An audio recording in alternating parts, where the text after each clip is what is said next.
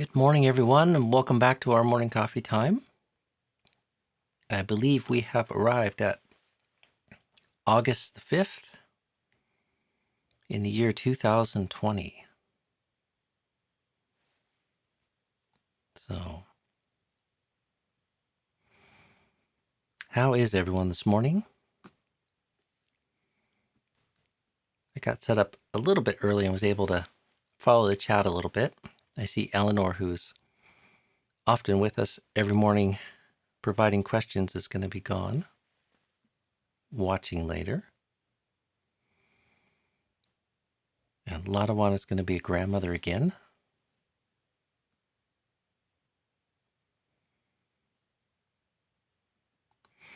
I spent a lot of time yesterday getting the audio system set up a little differently, so I appreciate people offering me the feedback that you can see and hear okay. So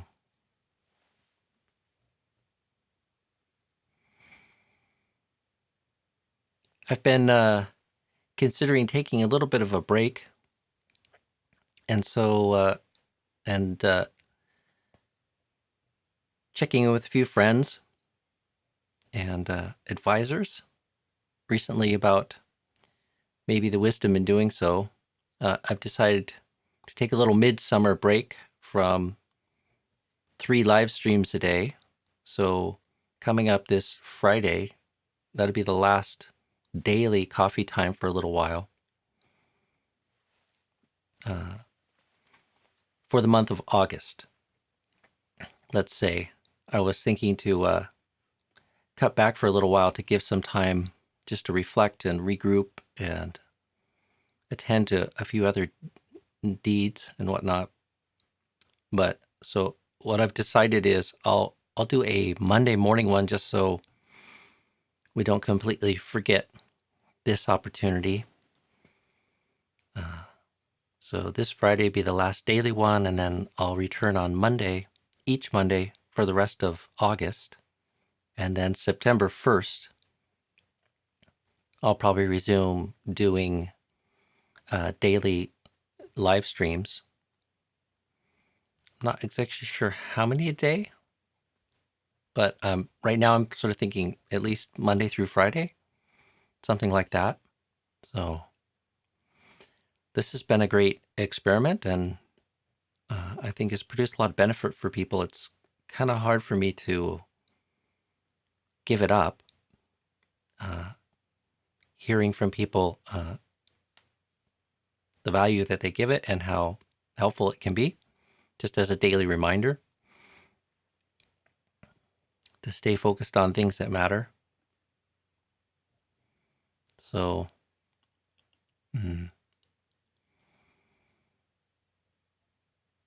but it takes at minimum 4 or 6 hours of my day doing live streams. And some days it takes even more than that.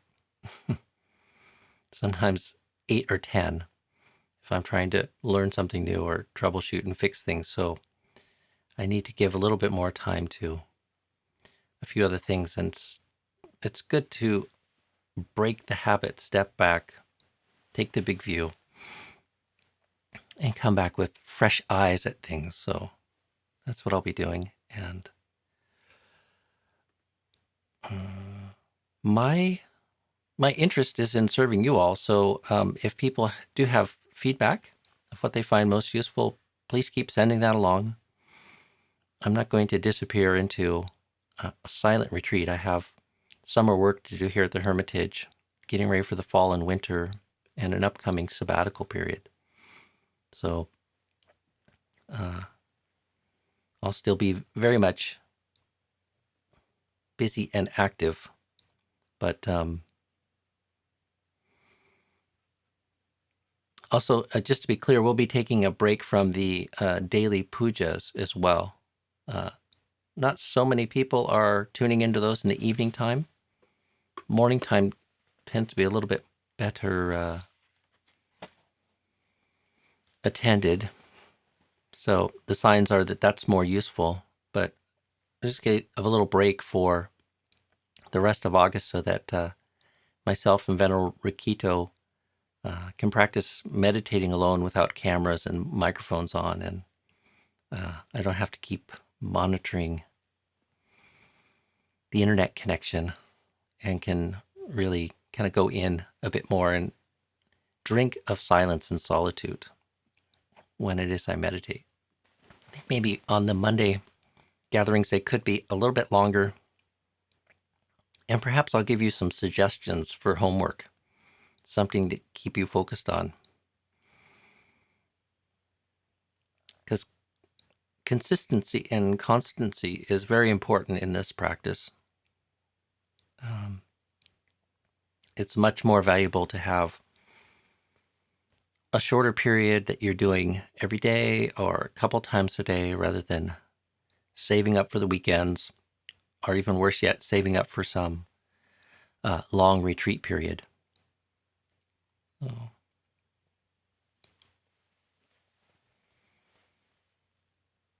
One suggestion is to go back and listen through Ajahn Sona's series of talks on right effort and right mindfulness.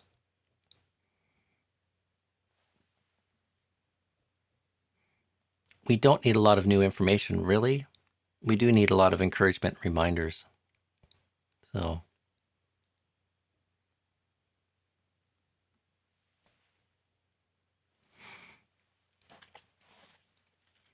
okay, well, I was inspired to do a little bit of reading before we go to questions today. So, this is from the Ananda Maitreya translation of the Dhammapada from the chapter on the wise.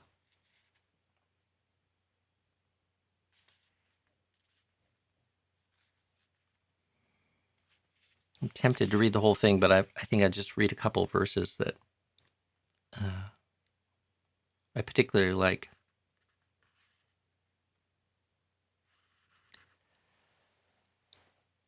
The few cross over to the far shore. The many merely run back and forth fruitlessly along this side of the stream. But only those who follow the carefully taught law can cross to the other shore, beyond the grasp of death, so hard to overcome. Let the wise man shun the cauldron of confusion and proceed on the path of light.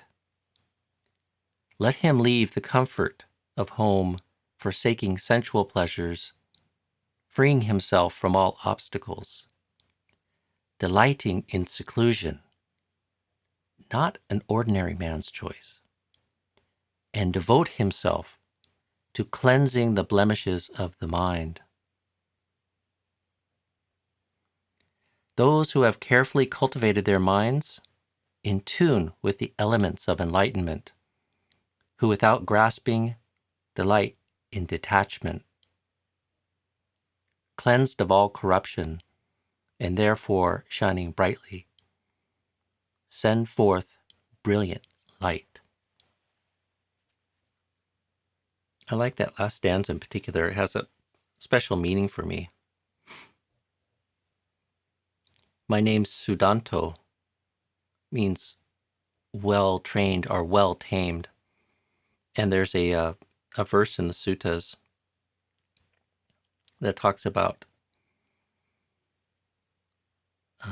the self-well-trained or the self-well-tamed is a light to the world. And when your name is Sudanto, trying to remember the Pali, I think it's like Sudanto. I can't remember it right now. But when your name is Sudanto, it has a nice meaning to it. But it is the model of Buddhist practice, what I sometimes call inside out. Most people are focused on fixing the world, and the Buddhist model is cleanse one's own mind, tame one's self, train one's self, in line with the truth, in line with the Dhamma. And then one is the light to the world. So I call this the inside-out orientation. Fix what's here, close at home, the thing that you are most responsible for, and the benefits will flow, or in this case, shine forth into the world. So from the Buddha's perspective, that's the proper order. Don't go too far trying to fix the world until you got a sense of the truth of the Dhamma and have cleaned up your own home.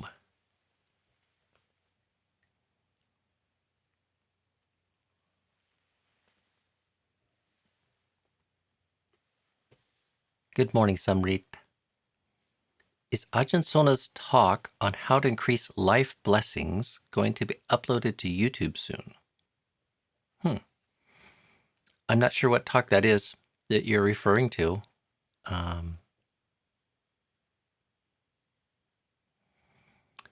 You could always send an email to meditate@birkin.ca. Or actually, I saw Meta here in the chat.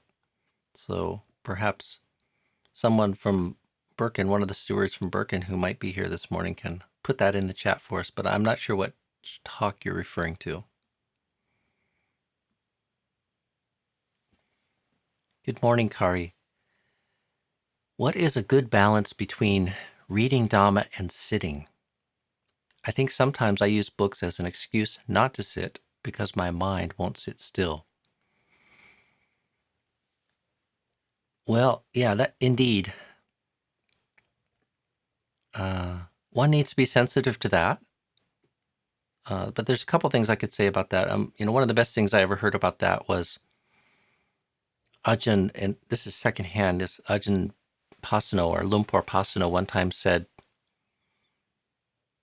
that good Dhamma sort of makes you want to practice.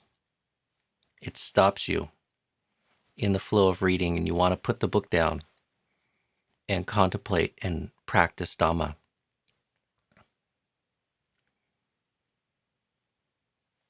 So one, in choosing what it is that you read and also like how it is that you read, there's a skill to sort of reading Dhamma. We're not necessarily just reading for information. Certainly early on, one wants to get a conceptual understanding of the Buddhist teachings, so one's on the right path and one can discern what's Dhamma and what's not Dhamma.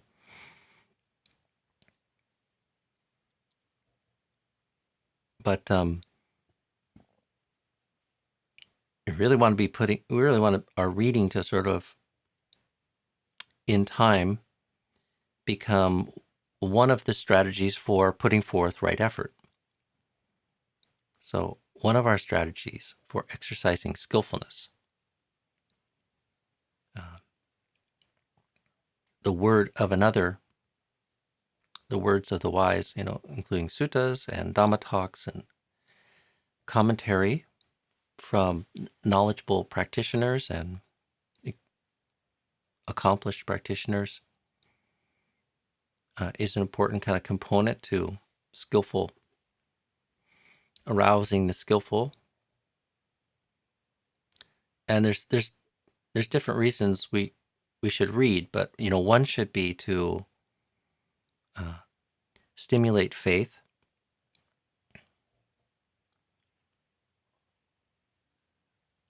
and another would be enhancing sati. In particular, like remembering and arousing, supporting these positive frames of reference that are outlined in the Satipatthana Sutta. So keeping the mind close to Dhamma and nurturing the habit of evoking themes of Dhamma.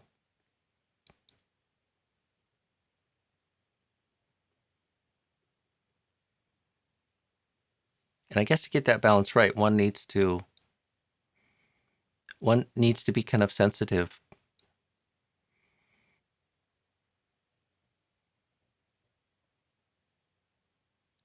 and know when one is, I guess, distracting oneself from a higher value way of putting forth right effort.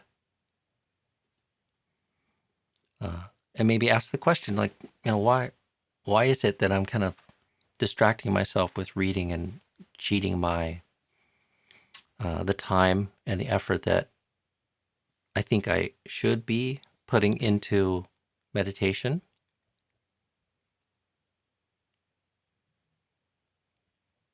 So bring some reflection and discernment to that. It's all good, but there is a hierarchy. And I talk about having a hierarchy of ways to operationalize right effort. And meditation can be high leverage work, a very high leverage, potential of great rewards. But not if the conditions are not there. And we don't want to be merely wasting our time. So there is a kind of time and place for everything. I think in general, in theory of practice, try to incline to practice more and reading less, because the tendency is to learn about Dhamma rather than learning Dhamma.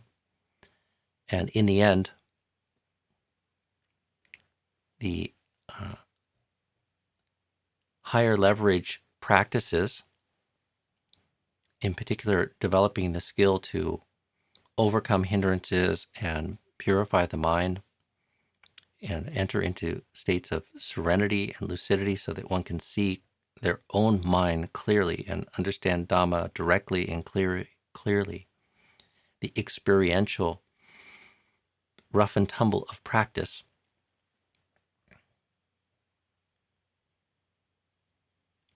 We need to prioritize that. Learning about Dhamma will only do so much good. So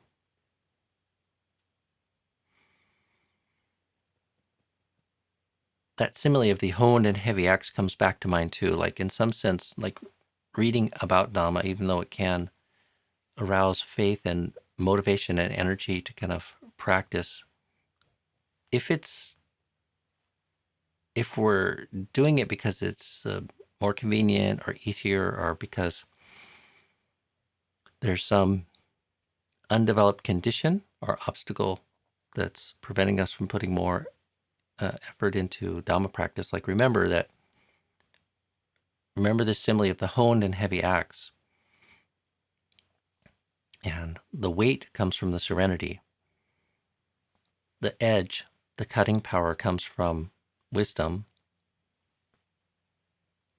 And I wouldn't go so far as to say that reading can't be developing both aspects of that, because when conditions are suitable and one is reading, and one can have the experience where you're reading and profound state of serenity comes together, similar to like the accounts in the suttas where the Buddha is giving a teaching and people are enlightened. Or oftentimes people are listening to Dhamma talks, are reading, and they're touched and inspired and impressed by the Dhamma in a way that constellates faculties of mind that lead one into a state of serenity. And it can be a profound state of serenity. So I don't want to make too much of a binary of this, but remember, we need the weight of serenity, the purification of the mind, strengthens the mind, makes it energetic, wieldy, malleable. And then we need to feed the discernment faculty, the wisdom faculty. Hello, Adil. Ajahn, do you find it easy to adapt your practice to the new environment. When you leave for another monastery, what would be your suggestion to those who are moving places? Well, I would say it's a bit of both. I mean, one tends to develop good and bad habits, and every environment has pluses and minuses, benefits and defilements or obstacles embedded in it. For one, part of the value of being homeless and taking up the homeless form that the Buddha designed for his monastic community is that you can easily kind of move into new environments and seek beneficial environments and conditions, but also it provides a refresh and a reset and fresh challenges to move and sort of change environments. I don't know if I find it easy to practice in a new environment. I mean, there is some cost to sort of moving, but there's also some benefit, which is it arouses a little more heedfulness and it kind of sharpens the mind. You move into a new environment. It's like, okay, I got to be figuring out how to be here and figuring out how to adapt to this, to look after myself and cultivate my practice. So, and our even staying in the monastery, we take periods of time out for retreat on a regular basis. We have things going on seasonally. In the bigger monasteries, we take up various roles and responsibilities or offices and then pass those on at various points to kind of to not get complacent or kind of stuck in some role or identity.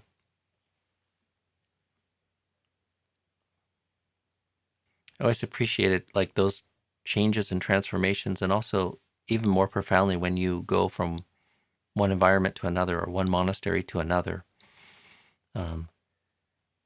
how it is that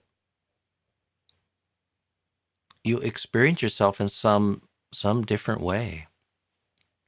It's like this thing in relationship where you have certain habits of being and even of conceiving of yourself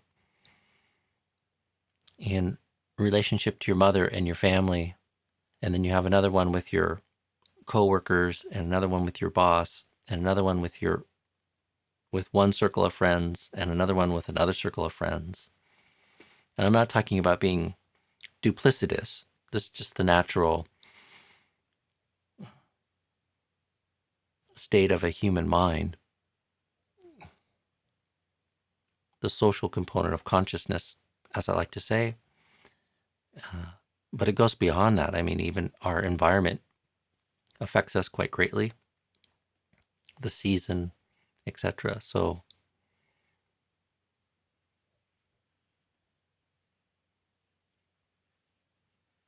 addressing the last question you have there, what would be your suggestion to those who are moving places? Be heedful and pay close attention, because when you move place, there is a fresh opportunity to be someone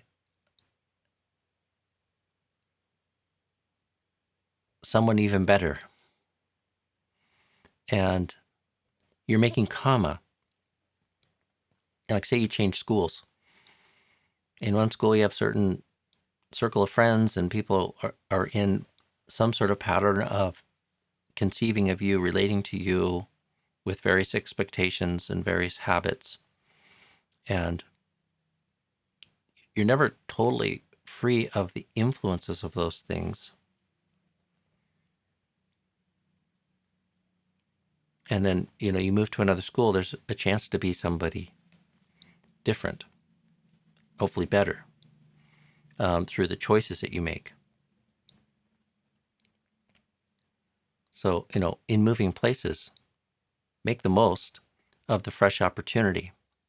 One, to sort of like learn from transitions. Transitions expose a lot of new information to us, like what our strengths and weaknesses are, can be highlighted or exposed in navigating those kinds of transitions. But also there's a fresh opportunity to begin again and make fresh, good karma in the choices that one makes in terms of relationships that you make, the associations you make, how you speak, how you act, how you interact with people, the very habits that you set up for yourself in a new environment. Zola, happy Wednesday. Could one of these days have a why is this going well in my practice as opposed to problems Q&A? Indeed. A celebration and appreciation of what is right. We could make that every day. Maybe your role is to encourage us in that way. But I'm open to that for every day. I have a 3-part question from Nadine here. You often refer to avijja as avijjā-taṇhā, which is a very helpful reminder that although the Buddha uses taṇhā in the Four Noble Truths, the root cause of suffering is a faulty underlying map, wrong view, that initiates the causes which lead to taṇhā, which then continues on to suffering. Referring to dependent origination in your parentheses there. My question, does one see the compound avijjā-taṇhā in the suttas? How and why did you begin referring to it that way? So yeah, Nadine, one does see the compound avijjā-taṇhā in the suttas. Comes up, I think, quite frequently. You do also see taṇhā. So in dependent origination, most of the suttas on dependent origination, they talk about avijjā-taṇhā as root cause.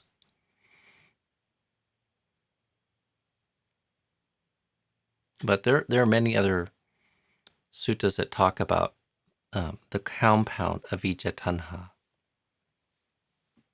And then there's many suttas that just use the word sort of taṇhā.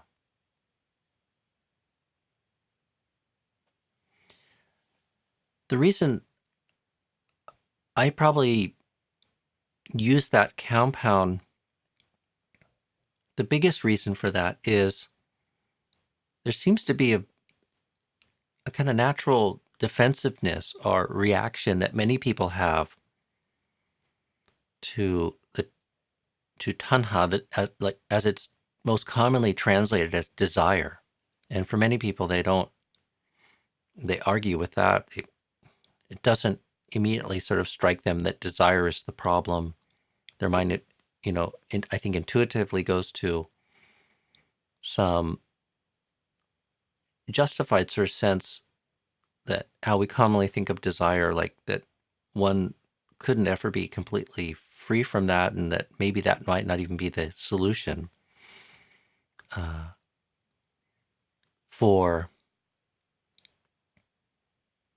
spiritual fulfillment, transcendence. I've read and overheard various conversations and thought along those lines where people are saying, why would one even want that? So, and of course, one needs to unpack what that term desire means technically as it sits within the suttas. And part of the way of doing that, of course, is going to the Buddha talking about Tanha as he does in the Four Noble Truths, as root causes for the experience of dukkha.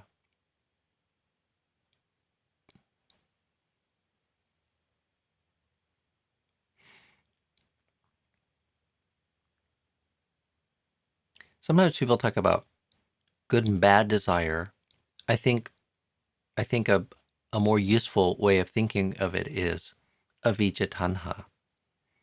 There is information that we don't yet have, something that we don't understand about the processes of dukkha and our conscious experience. We're lacking knowledge around the dynamics of how it is that we relate to tanha.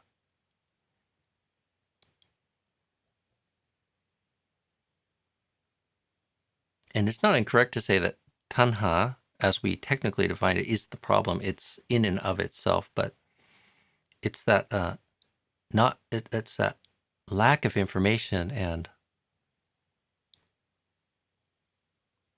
misunderstanding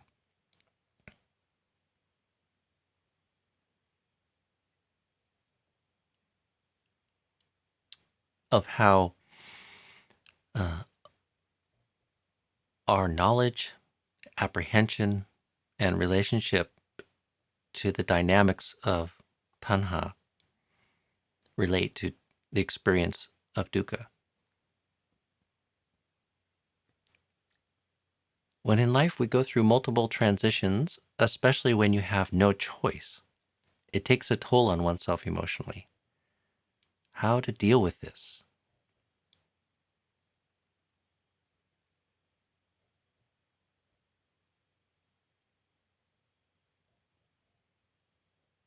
Well, in short,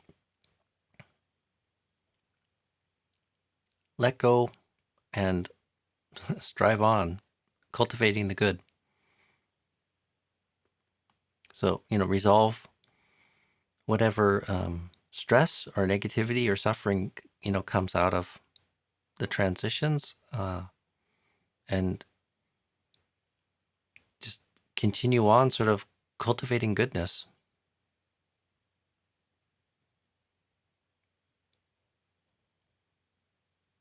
Don't get stuck thinking it should have been anything other than it was. It was what it was. Time to move on. Good morning, Dave. In upholding the first precept, is it correct or misguided to adopt a diet which does not depend on animal life? I've not heard monastics discuss this concept much. Thanks. It seems this is a really politically charged question for some people. But it's pretty clear if you study the Pali Canon and the Theravada teachings that eating animal products is not a blemish or even a transgression of the first precept. The question comes up concretely and specifically in a couple places in the suttas, even more so in the monastics, in the Vinaya or the discipline section of the Pali Canon for the monastics. So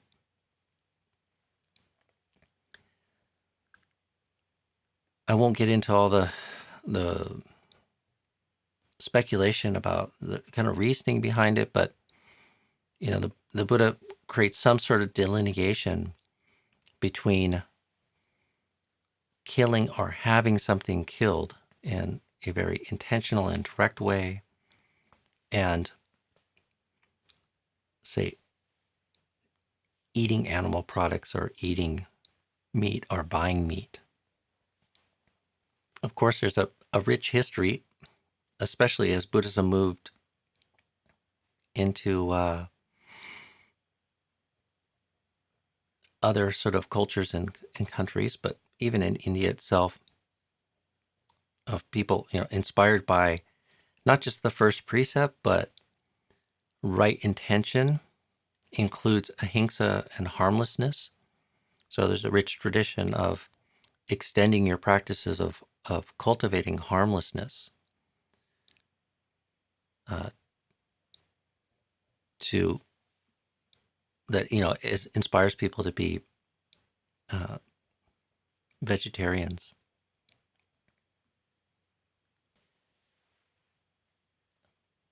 In trying to live quite simply, it can at times get difficult inside. It depends on using something like music versus only Dhamma to uplift oneself.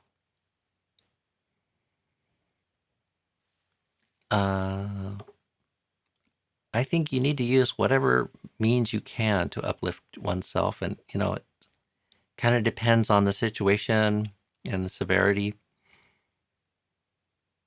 I'm not a huge fan of being overly idealistic, especially when it comes to something that be any great harm to that.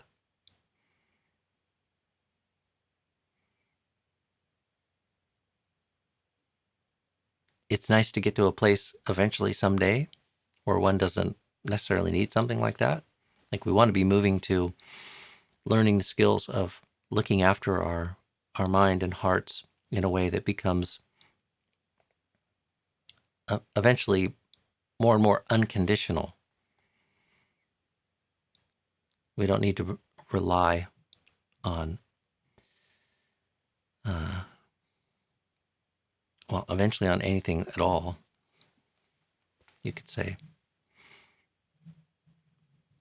But one needs to practically develop that, and you don't want to be over idealistic. So,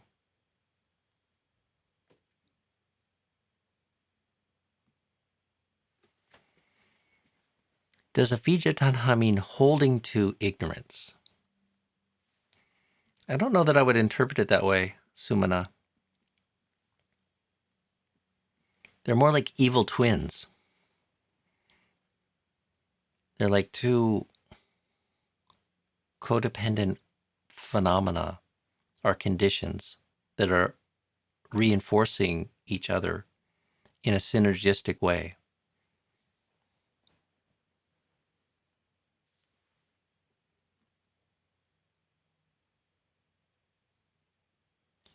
But because wisdom is, ultimately the thing that transforms us, it's really with the arising of clear seeing and knowledge that tanha is finally resolved. Okay, well, I'll make this the final question. We've gone a bit long today. Does the intention to buy and eat meat include a lack of compassion for the animal that was killed for your benefit? I would say not necessarily.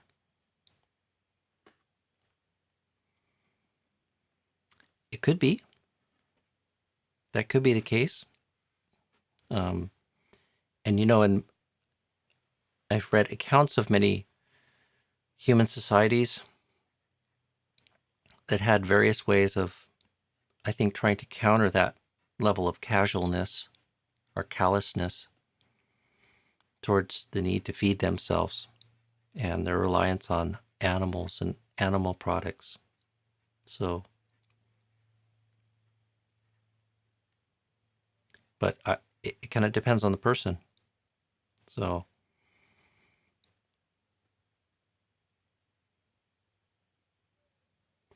okay, well, I'm going to leave it at that for today, friends. I will be back tomorrow for our Thursday morning coffee time. So be well and have a good day. Bye for now.